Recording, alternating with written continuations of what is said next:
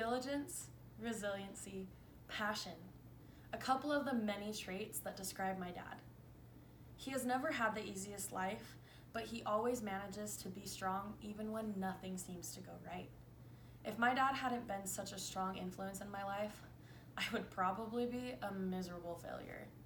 My dad was born and raised in the California Bay Area with his parents, 4 brothers, and 2 sisters. He grew up playing many sports, quickly realizing just how athletic he actually was.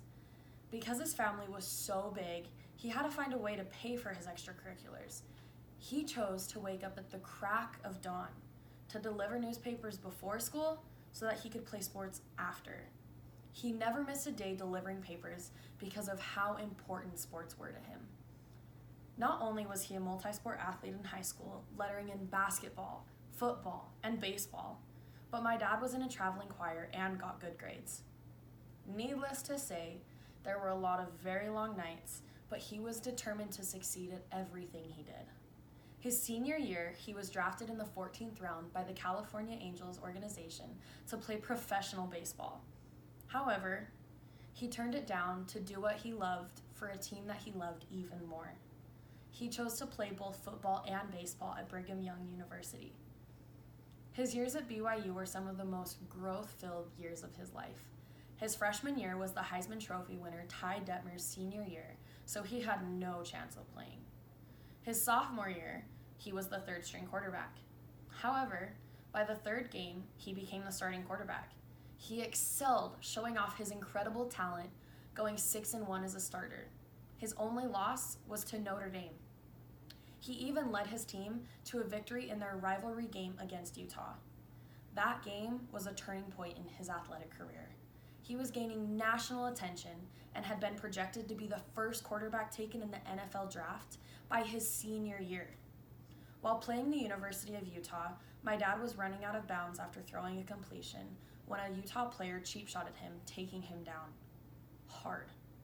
He immediately knew something was wrong. He later found out that he had torn his ACL, requiring a surgery that would end his football season and possibly his baseball season too. Right then and there, he could have given up. He could have said, well, there's not much else I can do but wait for my knee to heal. But he didn't. He worked hard and used baseball as the light at the end of the tunnel, his motivation. That season, he pitched outstandingly and decided that he was done playing football so that he could focus on baseball. After that baseball season ended, he was drafted once again by the California Angels, this time in the 2nd round. This time, he decided he was ready. He had a successful stint in the Angels organization, playing several seasons in the minor leagues, leading to his time in the majors. He had an amazing stint as a pitcher in the big leagues, going 4-1 with an ERA under 2, until he severely damaged his shoulder. He was sent back to the minors, and after that, he was traded to the San Diego Padres, where a team from Japan called the Fukuoka Daiei Hawks bought out his contract. He played for the Hawks for a season before moving back to the United States. My dad has taught me so much more than I can even begin to explain.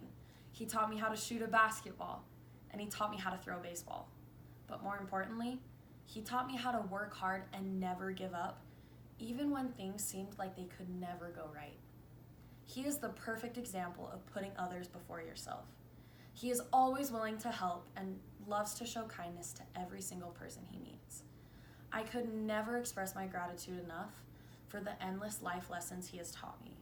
He is an amazing friend, an amazing coach, but above all, he is an amazing dad. When I am at my best, I am my father's daughter.